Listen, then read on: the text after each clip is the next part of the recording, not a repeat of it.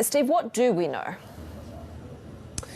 Not a lot, and that's why we have to be careful not to speculate. But what we can do is lay out the circumstances as to why, as time goes by, this becomes more of an important story. Now, I've heard of Qin Gang's mystery absence for several weeks now. It wasn't a story back then when I was in China for the World Economic Forum. I arrived on June 26th, and Qin Gang, and this is just simply a coincidence, has not been seen in public since June 25th. Now, back then, about a week into my trip, we started asking, where is Qin Gang? Because he hadn't been seen in about a week. We did ask some senior officials, and there was no response. Well, now it's been 24 days, and we have not seen Qin Gang, and the Ministry of Foreign Affairs has not provided much information other than when Wang Yi, his predecessor, and essentially his boss, represented him at an ASEAN meeting on the sidelines, or in Jakarta, I should say, where he met with Antony Blinken. Let me bring up two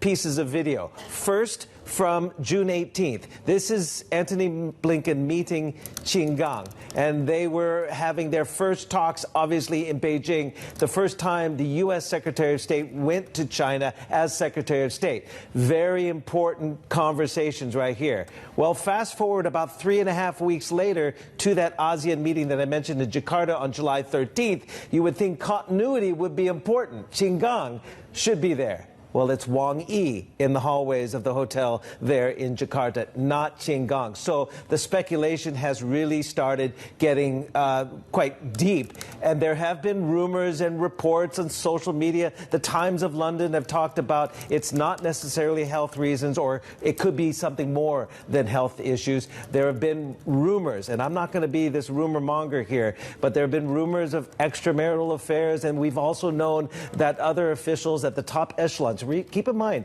he's in the 200-member Central Committee of the Communist Party of China. He is a senior leader, even though he is relatively young at 57. And again, when people like this go missing, if you will, in China with very little explanation from officials, oftentimes, and it can be related to disciplinary actions. We don't know. So I'm not going to get ahead of myself, other than the fact for 24 days he's been out of public, and there is lots of speculation. Let me just finish here with a very important quote from Hu Xijin.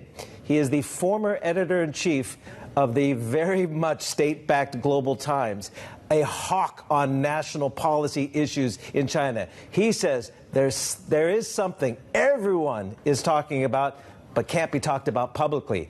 Change the page, and Hu Xijin says this: disclosing information would help improve official credibility and convey confidence to the private sector.